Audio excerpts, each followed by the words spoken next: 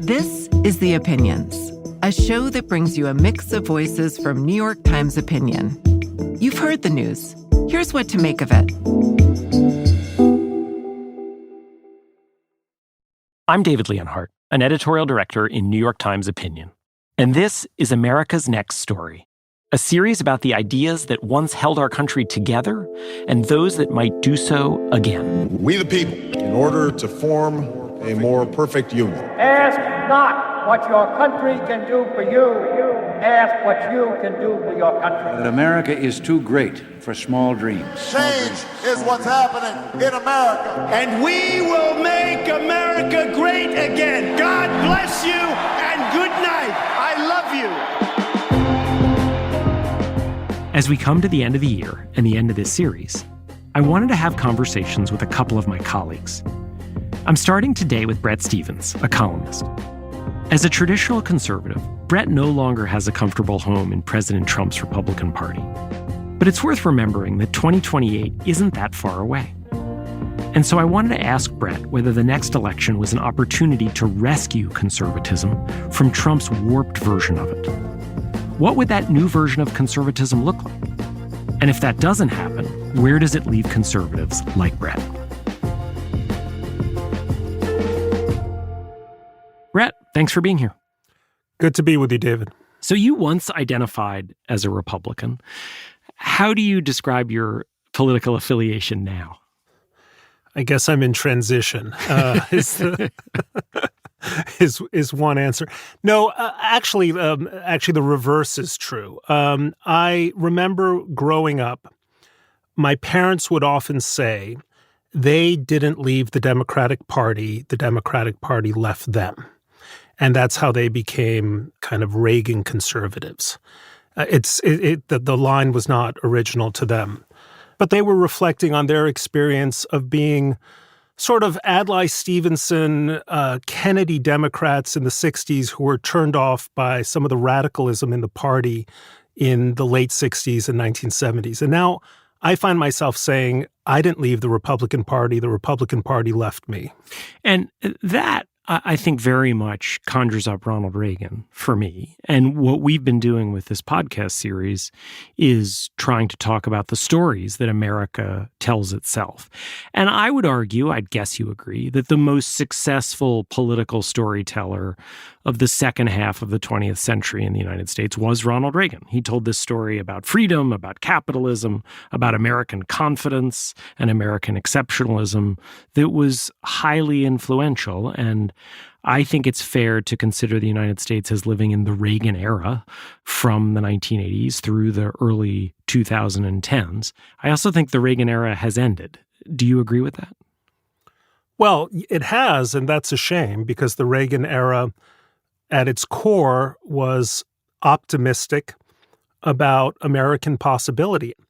What you have today among conservatives, and certainly with the president, is essentially a pervasive pessimism about the future of liberal democracy, the idea that ultimately free citizens sorting out their problems through experiment and collaboration, the contestation of ideas, is going to yield good results. The conservatism that Trump expresses, I think, is better classified as illiberalism.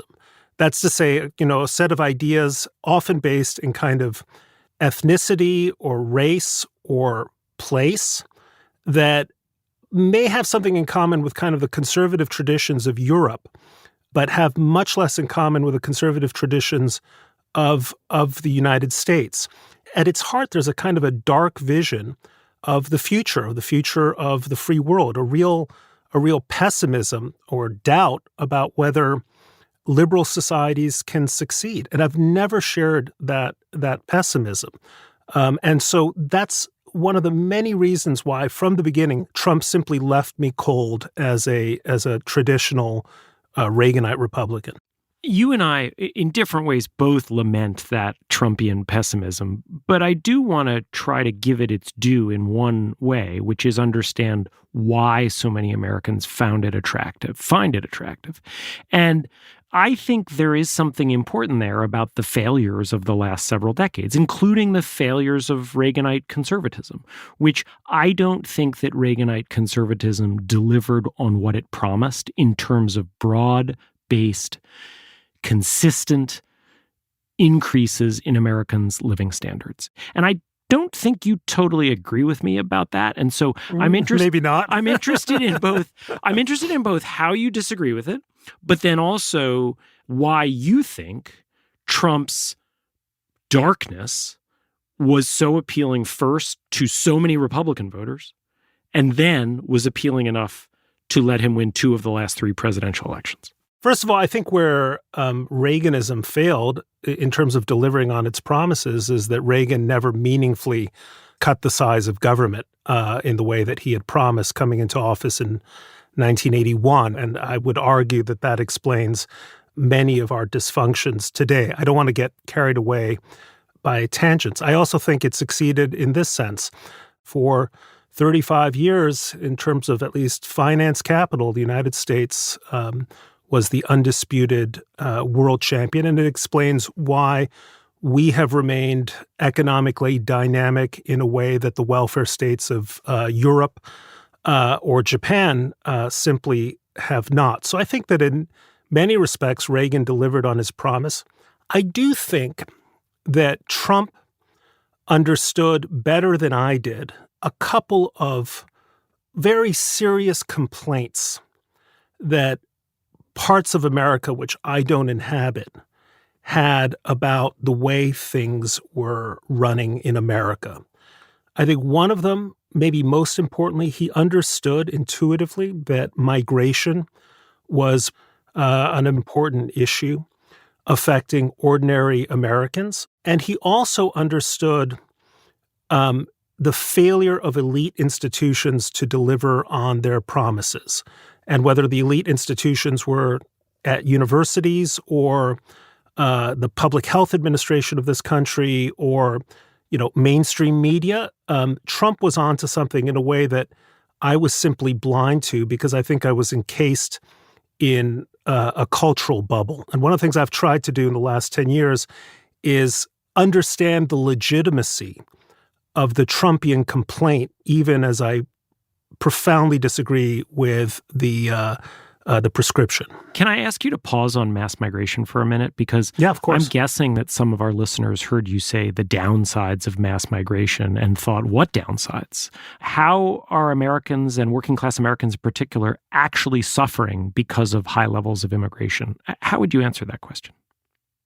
Well, first of all, let me stress, as someone who grew up in Mexico City, whose father was born in Mexico, that I see many of the upsides, and I see the hard work, enterprise, dreams that a vast majority of immigrants bring with them as they come into the United States legally or otherwise, just in search of a better life, and how much they contribute economically, demographically, culturally, and so on.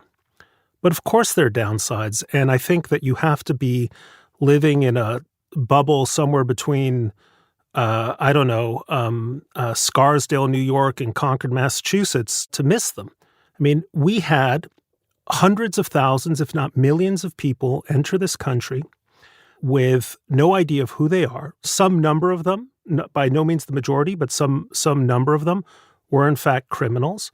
Many of them depended on social services, which were overwhelmed. Look at what happened in New York, Chicago, Boston, and other cities that found themselves unable to meet the needs of desperate migrants. I see now on the streets of New York the kind of poverty, begging that I used to see on the streets of Mexico City. And more to the point, I think there is absolute legitimacy in saying that a basic expectation of people in this country is that they follow the rules. And when the first thing they do, even if the reasons are understandable, out of desperation, to break the rules in coming into this country, it sets a tone, an idea that our rules are not serious. They can be laughed off. And that's, I think, problematic. I would love to see genuine immigration reform that combines really strict controls over the border with a very generous legal immigration and asylum policy. I think it would settle a lot of the cultural distempers in the country, particularly over the last 10 or 15 years. You're moving us right toward where I wanted to go, which is let's try to imagine a Republican Party that is very different from Donald Trump, but that also is able to win a Republican primary. How do you think about a future version of republicanism that takes seriously the reasons that Donald Trump was so appealing, but also rejects his nihilism and his racism and his negativism? Well, look, you don't have to go too far into the reaches of the past to find a lot of Republicans who are capable of thinking rationally on this subject. There are all kinds of conservatives who could conceivably get behind something like my idea of a sensible immigration policy. It's very difficult now, in part because the loudest voices in both parties, but I think particularly in the Republican Party, the ones with megaphones on social media or on YouTube channels, the Tucker Carlsons of the world, have so much sway through fear of what we used to call normie Republicans.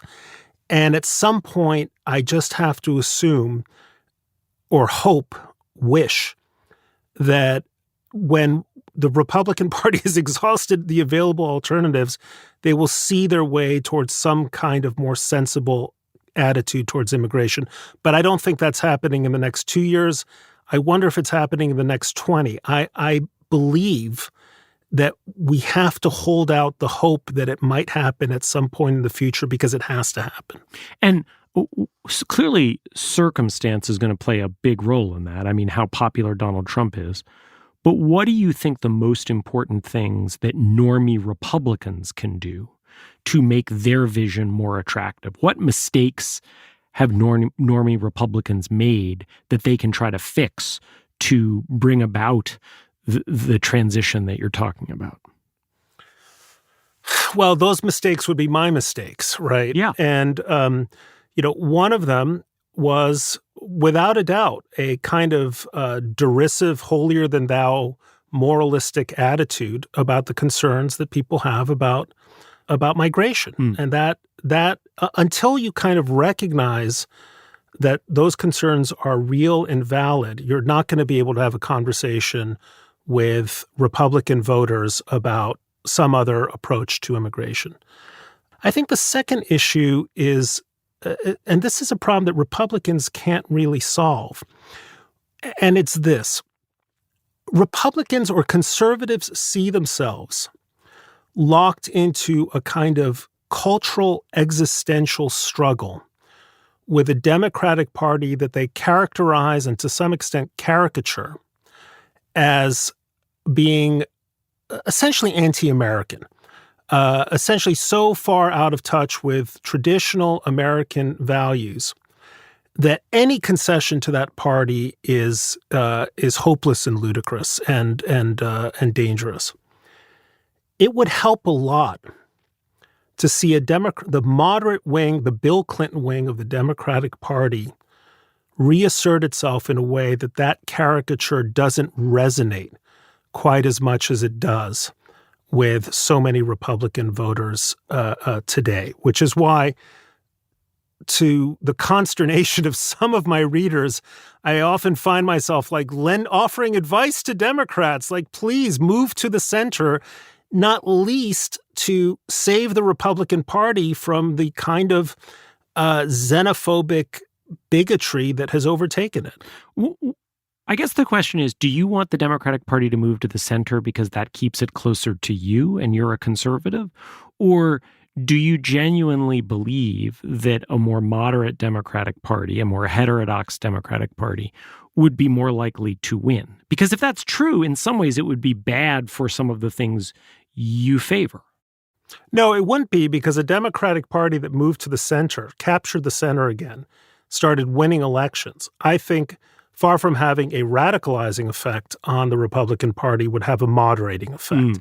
And I know there's some countervailing data. You can go back to 2008, 2009 and say, well, the origins of the Tea Party were with a Democrat who won by overwhelming margins. But the perception among Republicans back in 2009 was that Obama was a real left-wing radical. Of course, he governed much more to the center than Republicans ever gave him credit for. Yes, he did. But I do think that a Democratic Party that is able to take many of the cultural issues off the table, not just immigration, but some of the more polarizing issues when it comes to transgenderism, other sort of hot-button cultural topics, would have the effect of forcing Republicans actually to move more centerward, knowing that that's where the real political contest lies, rather than to the extremes where they find themselves now.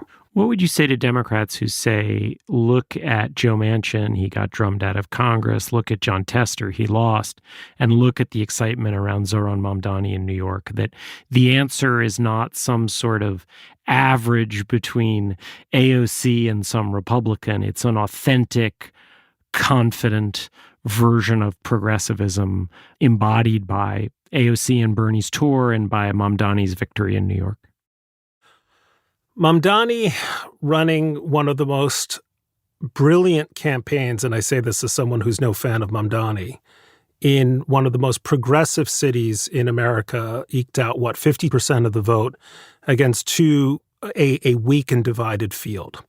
Compare that to Abigail Spanberger in Virginia, or Mickey Sherrill in New Jersey, running as centrist, pragmatic, get stuff done, national security credential candidates. And I think you see starkly that outside of the progressive bubbles, the winning tickets for Democrats are all at the center. And I think the editorial board has made this point very admirably in a close analysis of most of the races where the Democrats who won contested seats or difficult seats were all leaning towards the political center. There's a real problem in American politics today in that the noisiest factions are rarely the most representative. And cutting through that noise to understand that American politics maybe isn't so different than it was 15 or 30 years ago is a really important task for commentators like us.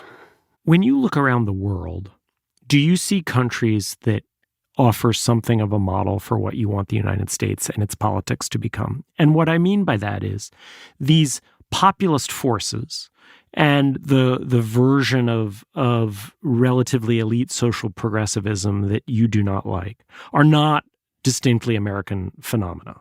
We see versions of them across most of the wealthy world. And have you seen countries where either a center-right has managed to marginalize the populists or the center-left has managed to marginalize the elite progressives in ways that you think offer lessons for what you hope will be the Democrats and Republicans of our future? Good question. And as you were asking that, I was sort of doing a mental scan of the globe, looking for leaders who would fit that description. And the name that came to mind, and I'm thinking aloud here, David, so dangerous. It's dangerous. But actually the name that came to mind was Giorgia Meloni of Italy, who, by the standards of Italian prime ministers, runs an extraordinarily stable government. Because what she has managed to do is adopt the language of populism. Yes. And the politics of pragmatism. One leader after another who has dealt with her notes that she is anything but what she was billed as being when she came to office as the ostensible heir to the fascistic movements in Italy. She's sensible. She's able to talk to populists. She's been particularly persuasive when it comes to offering a European view for that Donald Trump can accept. Maybe it's her charm or a combination of charm and wit, but that ability to talk populist and govern pragmatic. I'm being deliberately non-grammatical here. I would say that's probably the right prescription. Tonally, you have to be populist, but you also have to do stuff that works. And the problem that Donald Trump now has politically is that never mind the tone, it's the policies that are leaving people scratching their heads when it comes to, the kind of destructive absurdity of DOGE or the destructive absurdities of the tariff policies, that are not making life better for Americans. That's a great point. And I think too often outsiders lump the European far right into one basket. But actually, there's a huge difference between Meloni, which, as you're saying, is what I think we should want the far right to become, and the German far right, the AfD, which is truly terrifying. The German far right is that they really mean it. They're every bit as bad as advertised. Okay, coming back home to the United States to finish, what do you think are the most likely scenarios? I don't mean names, although feel free to mention names. What do you think are the most likely scenarios for the kinds of candidates that the Republicans and Democrats nominate in 2028? And we'll start with the Republicans. Well, I find it difficult to conceive that J.D. Vance isn't the nominee. J.D. is very clever, very opportunistic. Let me tell you a story about him that's interesting.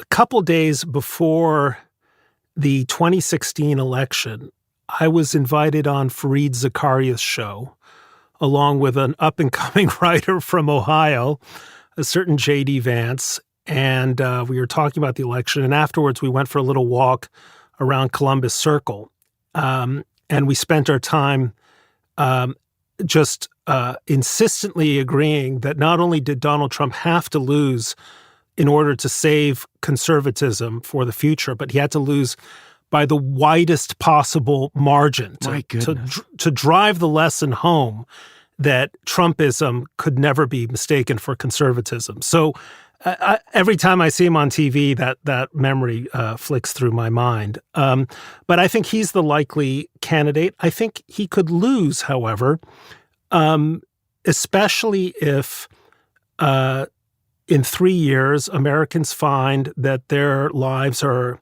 no more affordable, no easier, that their schools are no better, that their safety is no greater than it was at the end of Biden's term. And there's a real opportunity for a unifying Democrat who doesn't alienate large parts of the center. I don't know if it's Spanberger. I don't know if it's Josh Shapiro, Andy Beshear, Alyssa Slotkin. There are a lot of names. Actually, the field of outstanding centrist Democrats is broad and deep. And I just hope that the party has the wisdom to understand that the imperative in 2028 is to ensure that Trumpism does not become the consolidated establishment of American politics. When would you guess the next time you, Bret Stephens, will vote for the Republican presidential candidate in the general election? 2036. So that's 3 presidential elections from now. Yeah. I mean, fingers crossed. I would dearly love, David, to be able to vote in good conscience for a Republican candidate who believed in the things I grew up believing in: lower taxes, less regulation, free trade, a belief in the virtues of immigration, and sticking it to the Russians. And that's the Republican Party I grew up in, and maybe it will come back again. I want to close this by asking you to help spare me from some deep pessimism, because we began by you talking about how the optimism of Ronald Reagan's Republican Party is part of what attracted you to it. And there are times when I look at our society, much broader than politics, and I look at the level of anger that is out there, and I look at the level of isolation, and I look at measures of mental health, and I look at the fact that almost any measure of how well our children are reading and writing has gone backwards. And I look at our fractured media ecosystem, which you've mentioned, and the fact that people don't trust institutions. And I sort of worry that as a society, we're just kind of falling apart, and we're going down that path of an empire in decline. And in my darkest moments, I'm not completely sure how we get out of it, even though I desperately want us to. And I'm curious how much of that fear you have and how you keep it from becoming overwhelming. So the conservative in me has always liked the line from Adam Smith, there's a lot of ruin in a nation. And if you think of this historically, I mean, let's go back 50 years to 1975. An America humiliated in Vietnam in the midst of skyrocketing oil prices, a society that was shifting uncomfortably fast for many people, urban decay, a perception that the Soviet Union was on the march and we were losing out against it. Basically, an era of deep American pessimism. And all the data points were valid. The paradox of open societies is that in a democracy, you focus obsessively on everything that's going wrong, and you spend precious little time thinking about what's going right. And that's normal. The nature of democracy is that we are problem-obsessed, but it also means that we are trying to address those problems, however imperfectly. We're trying to deal with them. Paradoxically, if you look at an authoritarian system like China's, they hide their problems and advertise their strengths. But it means that as problems grow, they often fail to comprehend their magnitude and fail to address them in a timely and rational way. And so authoritarian systems, even though they appear strong, are actually extraordinarily brittle. So democracies tend over time to solve problems in unexpected ways. We would not have known if we were having this conversation 50 years ago in December 1975, that someone named Bill Gates or Steve Jobs or Larry Ellison were kind of tinkering with the toys of the future. And they were going to create multi-trillion-dollar economies whose very nature we could scarcely have conceived back then. But that's in fact what happened.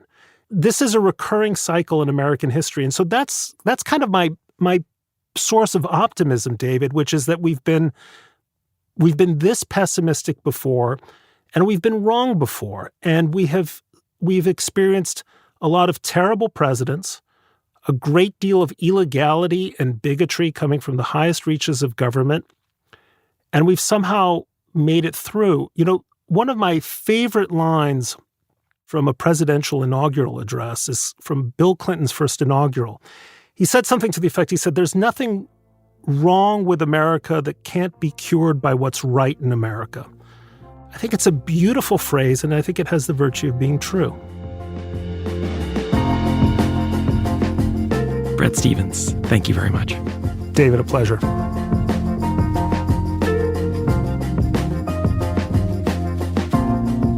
If you like this show, follow it on Spotify, Apple, or wherever you get your podcasts.